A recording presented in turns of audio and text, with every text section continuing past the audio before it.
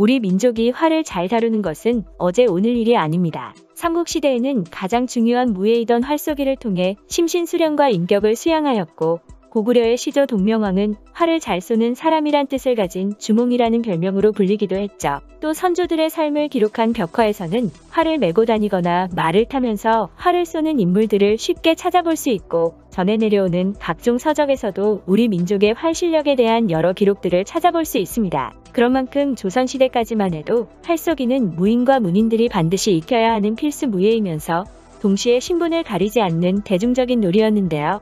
하지만 일본이 우리나라를 침략하고 국권을 침탈하면서 활터를 없애고 활쏘기를 금지시켰고, 그로 인해 대중적이던 우리나라의 활쏘기 문화는 점차 소수의 사람들만 즐기는 문화로 변해버렸습니다. 우리나라는 활 제작에 있어서도 뛰어난 실력을 보여주었는데요. 활의 크기는 주변국들에 비해 작은 편이었지만 위력은 그 어느 나라보다도 강했습니다. 하지만 일제강점기의 영향인지 2000년대 초반까지도 세계 양궁시장에서 한국은 이름을 알리지 못하고 무시받기 일쑤였고, 반면 일본의 야마하는 활 시장을 장악하고 있었죠. 그 당시 우리나라에도 활을 제작하던 업체가 2군데 정도 있었지만 저가형 활을 양산하는 것이어서 명성이 세계 시장까지 뻗어나가지는 못했는데요.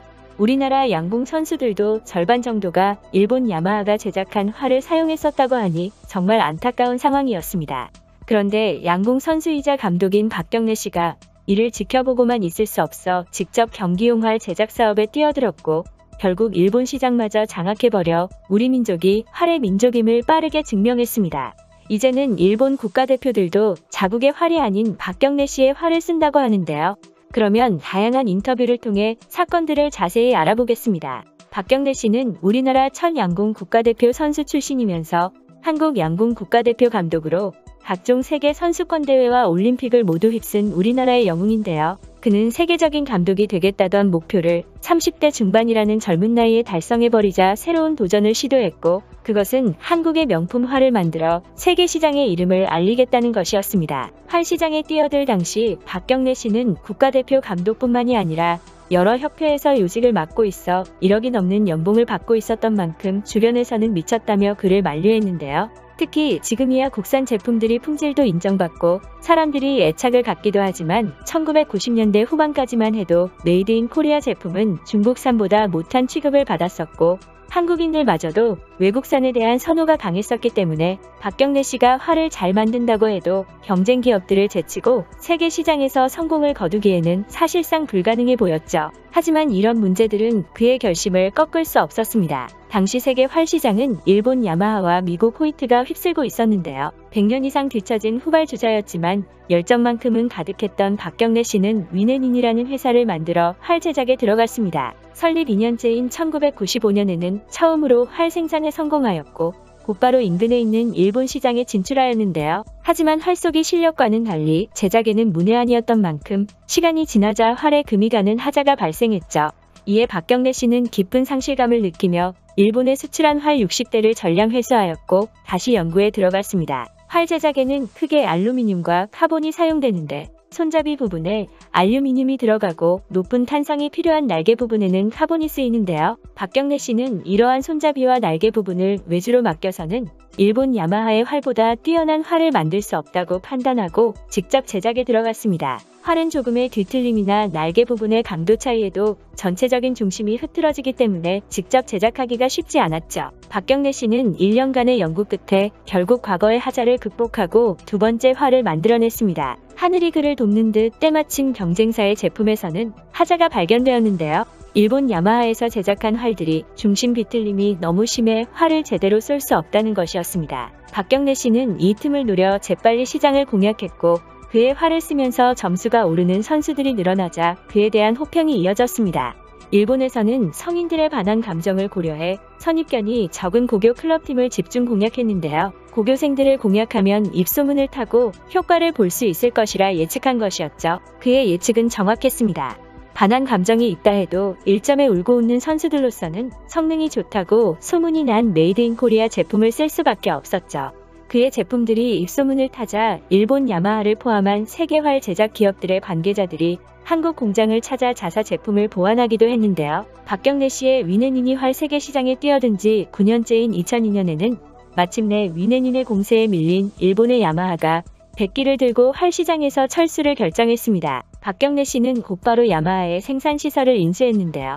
야마하 생산 라인에 그대로 위네닌 재팬을 설립해 일본인들에게 야마하를 이어간다는 인식을 심어주고 일본 시장을 장악하려는 계획이었습니다. 일본인들은 자기 나라 제품에 대한 자부심이 굉장히 강하다는 특성을 가지고 있어 한국 제품이 일본에 진출하는 것은 상당히 힘든 일이었는데요. 세계적 기업인 삼성전자나 현대차가 일본 시장에서 큰 힘을 쓰지 못하는 것을 보면 시장 장벽이 얼마나 높은지 실감할 수 있죠. 이런 점을 고려한 박경래 씨의 전략은 대성공을 거두어 현재 위네닌은 일본 시장의 60%를 차지하고 있고 심지어 일본화를 있음에도 대부분의 일본 국가대표 선수들이 위네닌 화를 쓰고 있는데요. 또한 20여 년 만에 역사가 100년이 넘는 기업들을 제치고 세계화 시장 점유율 1위를 달리고 있습니다.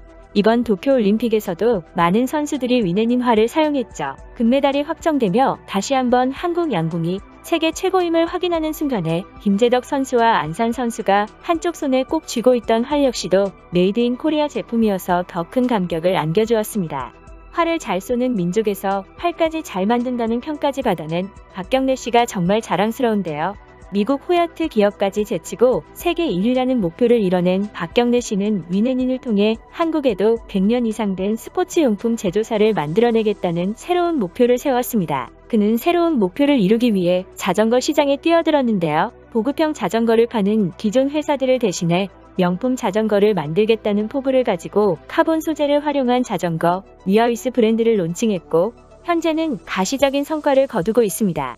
위어이스에서는 최첨단 독자적인 기술인 강철보다 200배 강한 그래핀 나노카본으로 제작된 자전거를 생산하고 있는데요.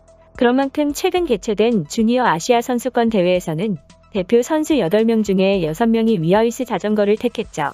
이번 도쿄올림픽에서는 우리나라의 사이클 선수인 이혜진 선수가 올림픽을 위해 특별히 제작한 위어이스 자전거를 타고 출전했는데요. 우리나라에서는 사이클 종목이 상대적으로 인기가 없기 때문에 이혜진 선수는 제대로 된 훈련 파트너도 없이 남자 선수들 틈에 껴서 훈련할 수밖에 없었죠. 또 최강국인 영국은 27명이 출전하지만 우리나라에서는 고작 2명이 출전해 해극기가 걸린 부스 역시도 다른 국가에 비해 너무 썰렁해 보였습니다. 기가 죽을 법한 상황이었지만 이혜진 선수는 한국 사이클의 에이스라는 기대에 부응하듯 자전거는 위어이스, 신발은 이즈니, 양말은 스티스미스 등 모든 제품을 코리아로 무장한 채 당당하게 출전했습니다. 사이클은 73년째 노메달인 만큼 많은 사람들이 기대를 했지만 아쉽게도 첫 올림픽 메달 수건을 풀지는 못했는데요. 그러면 새로운 도전을 이어가고 있는 박경래 씨와 이혜진 선수를 응원하면서 오늘 이야기는 여기까지 하도록 하겠습니다. 시청해주셔서 감사합니다.